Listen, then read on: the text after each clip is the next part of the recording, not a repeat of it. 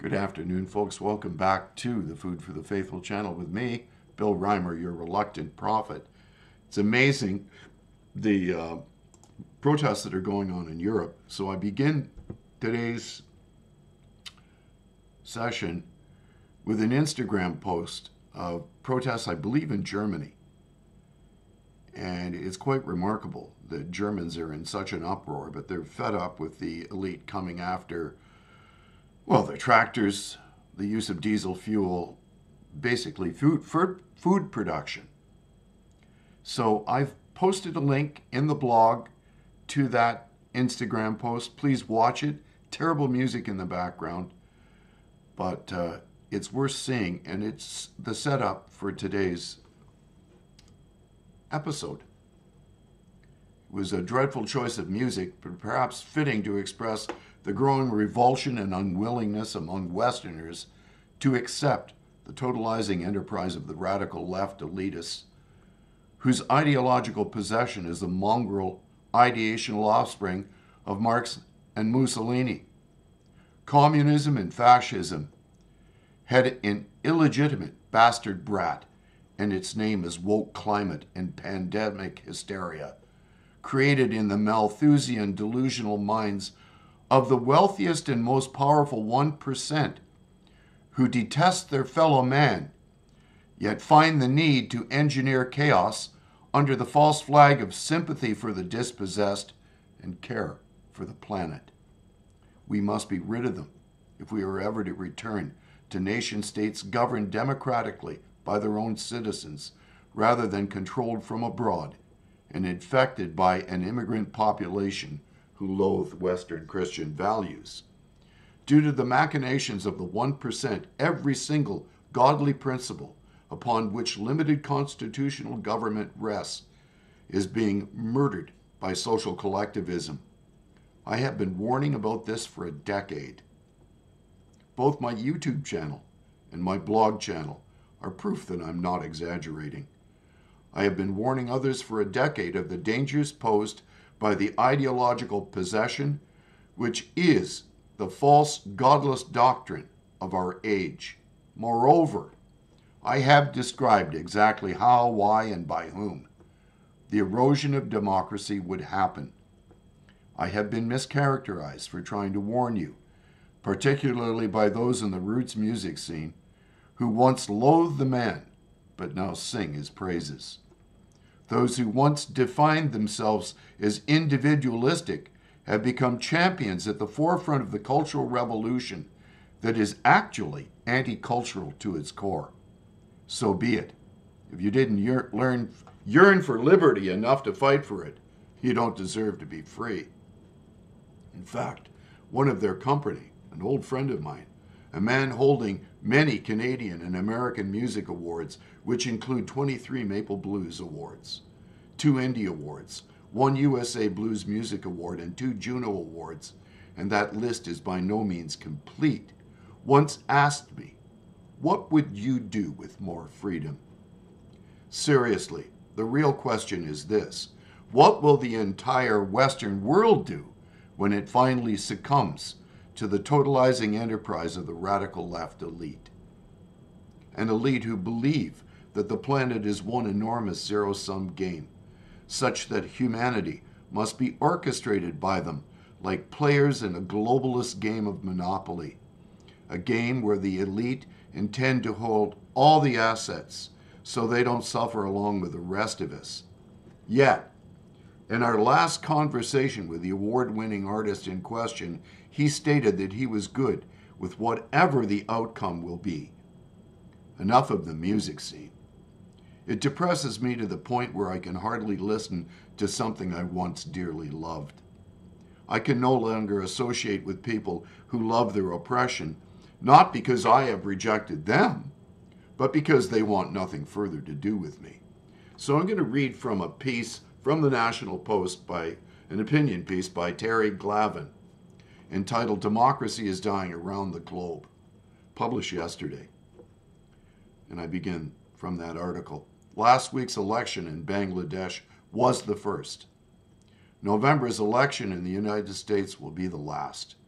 In between, 74 United Nations member states are due to have national votes of one kind or another, involving more than 4 billion voters in 2024, the biggest election year in world history. This might sound like good news, but quite a few of these exercises will be mockeries of democracy. The pantomimes in Russia and Iran, the most obviously obscene. While the focus of attention across the Anglosphere is on the disturbing aspects of Donald Trump's victory in the United States, there's a lot more to be dreary about if you're so inclined. If there's any good news, it comes in the optimism of the nonprofit Freedom House organization based in Washington, D.C. Freedom House President Michael Abramowitz reckons that democracy's 17-year global retreat appears to have slowed and may have even stopped.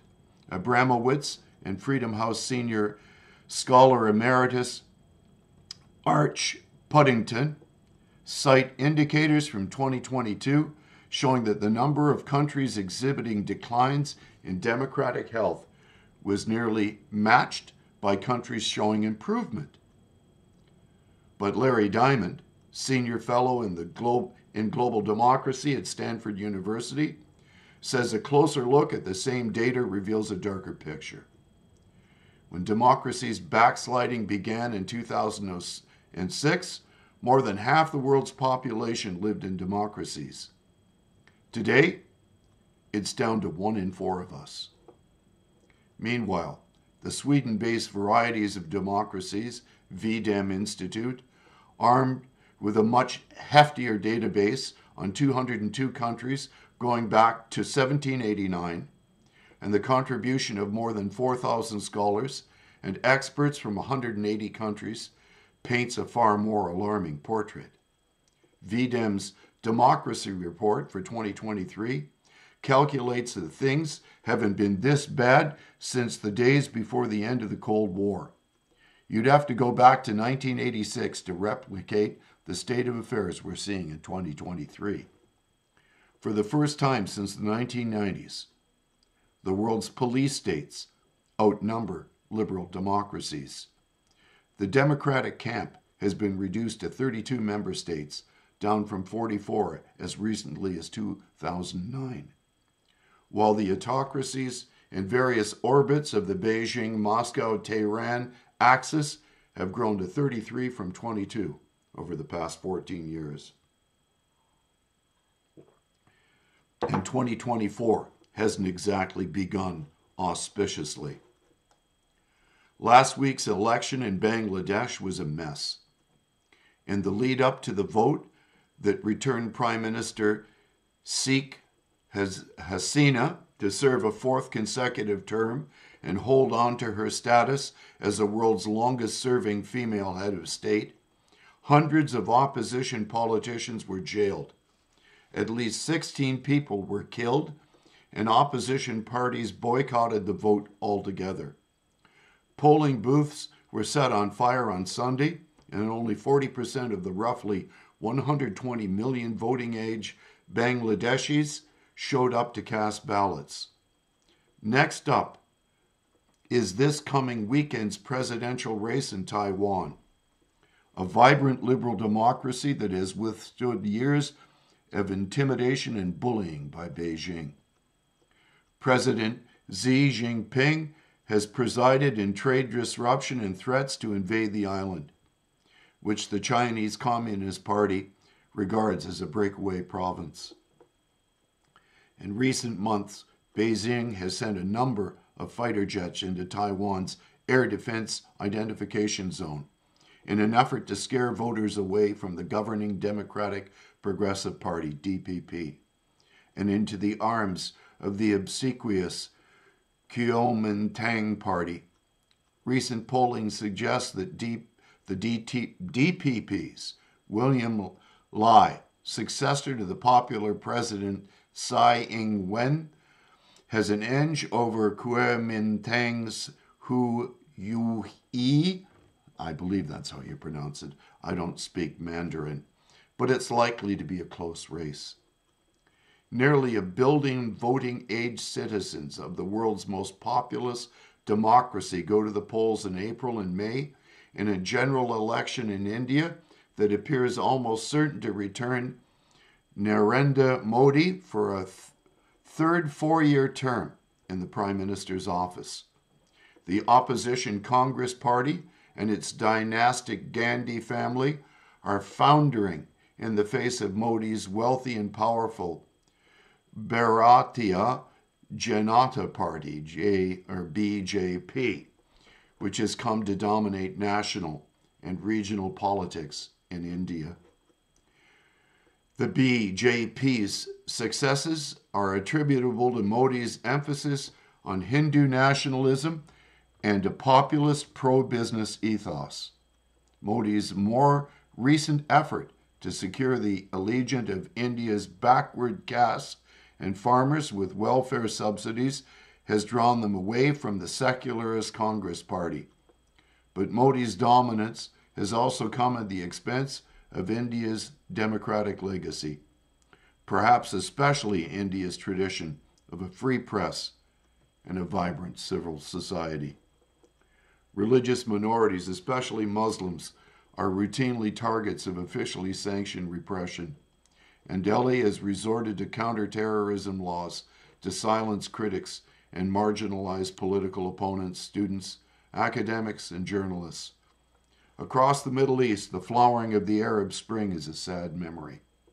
Throughout Africa, democratic advances have been wholly reversed in recent years by military coups in Niger, Sudan, Chad, Burkina Faso, Gabon, Guinea, and Mali. The liberal democracy's great hopes for post-apartheid South Africa have been dashed by the corruption of the ruling African National Congress, ANC, soaring unemployment, rolling blackouts, a 33% unemployment rate, rising xenophobia, and Pretoria's increasing alliances with Beijing and Moscow.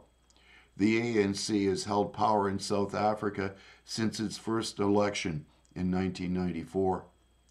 Elections are scheduled this year for several quasi-democracies such as Pakistan and Indonesia, and for outright strongmen states like Iran and Russia, at a neck-and-neck tie for the most absurd election spectacles of them all this year. In Iran, candidates for the Majlis, the theocracy's rubber-stamped parliament, must first be approved by 12 ayatollahs and judges on the Islamic regime's Guardian Council. Already several thousand candidates for the March 1st parliamentary election have been officially disqualified. In Russia, where opposition leaders are routinely jailed or murdered, the oligarchy's elections commission announced last week that it would permit Leonid Slutsky and Vladislav Davydenko, the leaders of the parties subservient to President Vladimir Putin's circle of warlords, to run against Putin in the March 15 to 17 elections. Putin is, of course, expected to win. When he does, Putin will have been in office for 24 years, longer than either Joseph Stalin or Leonid Brezhnev, and his regime is expected to continue its bloody war of conquest in Ukraine. In the United States, which Freedom House and the Economist Intelligence Unit both now classify as a flawed democracy, well behind several European countries, incumbent Joe Biden is facing a stiff challenge from the Republican Party over the collapse of the border control, soaring inflation, and a decline in real wages. And the Republican Party seems almost certain to name former President Donald Trump as its candidate for the White House race. It's not a pleasant prognostication, but if 2024 came in with a democratic whimper in Bangladesh, A Trump election would mean the year would end with a horrible Democratic washout in the United States. So says Terry in Post Media News. So says Terry, but what say I? The nature of the Cultural Revolution and its march through the institutions was both patient and simple on their behalf. Over time, they have taken them over by capturing them from within. DEI is everywhere: diversity, equity, and inclusiveness. The elite have come after our faith, our family, and our property. So I asked Bing AI to invent a word that could define the unholy blending of Marxism and fascism. After dissembling for a moment, it came up with Marxofascism. I like it. It will be my go-to phrase from now on to define the nature of what Dr. James Lindsay defines as the totalizing enterprise. It was due to my connections in the roots music scene that I was first made aware of how the Marxo-fascists intend to take over the institutions. In 2011, at Brant Parker's Open Mic Jam in Thorold, Ontario, I spoke with saxophonist cum Brock University child studies professor whose name is Dr. Hans Scottmeyer. He informed me that he was a Marxist.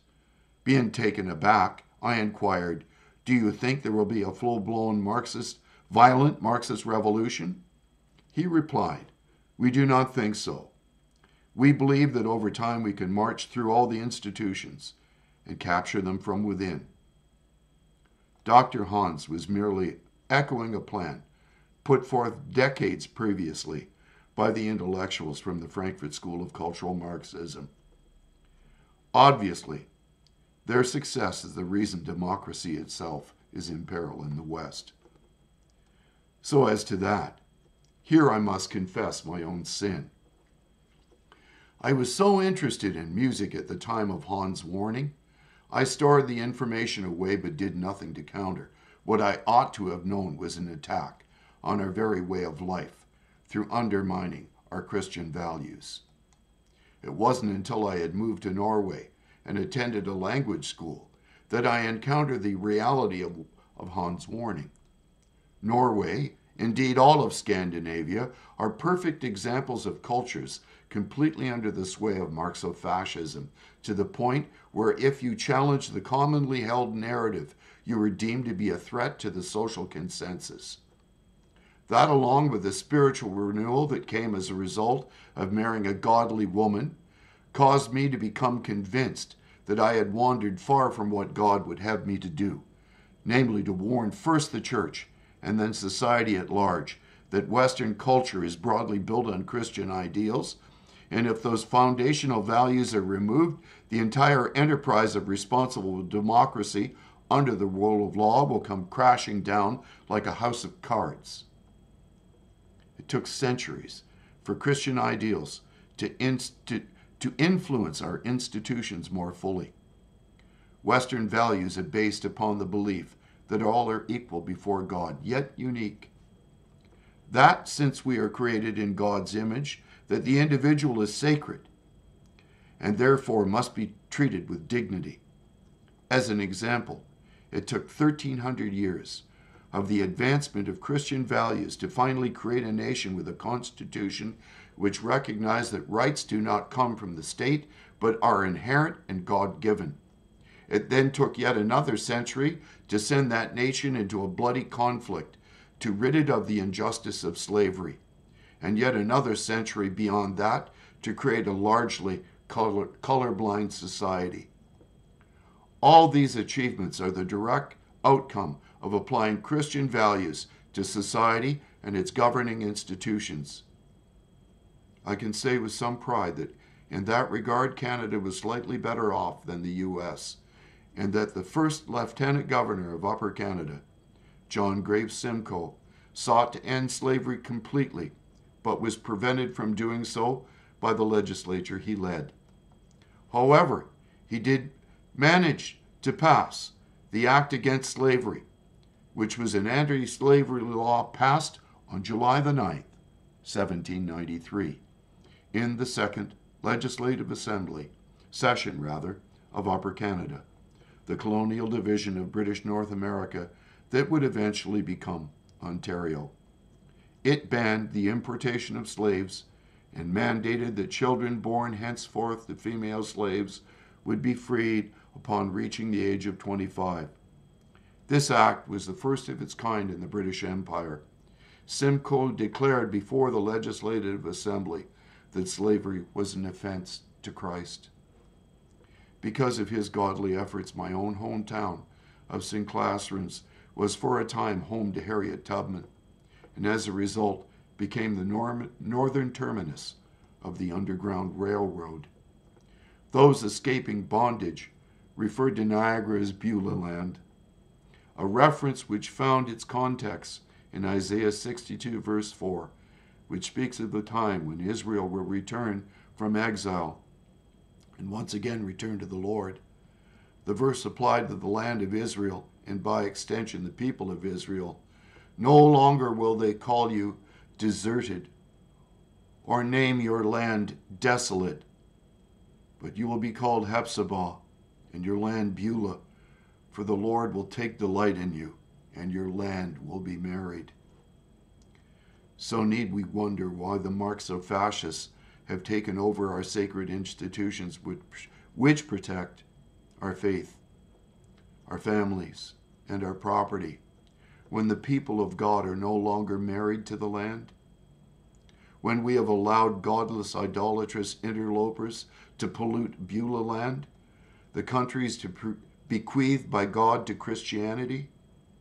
The church has refused to defend the faith against this idolatrous ideation, even though the idolaters themselves have broadcast their intents to the world and taught them to our children in our universities at the taxpayers' expense. It took over a millennia and a half since Christianity became the state religion of Rome to create limited constitutional democracy under the rule of law, while it took the Marxofascists less than a century to corrupt the West. I predict that if those who are protesting at this very moment in Europe do not return to the faith of their fathers, the Marxofascist revolution, fomented by those who detest our Christian heritage, will proceed unabated and unchallenged by a weak church, rife with faux Christians who have lost the hope of their calling. Have you lost the hope of your calling? Are you willing to challenge the Marxofascists out loud? Do all you can. Moreover, when you sit in your fellowships, at Bible study and prayer meetings, and on Sundays when you worship the Lord, are you hearing your teachers warning about this woke ideation and how it's even now corrupting the church, where fake Christians are giving blessings to all manner of unholy acts of perversion? It's time to wake up, return to the faith, and act as a bulwark against the takedown of limited constitutional government under the rule of law. The only way you're going to do that is to return to the faith of your fathers. God bless you all. These are things to consider and pray about. Share with your friends. Talk about with your neighbors. Quit being silent. Dare to open your mouth. Have a great afternoon.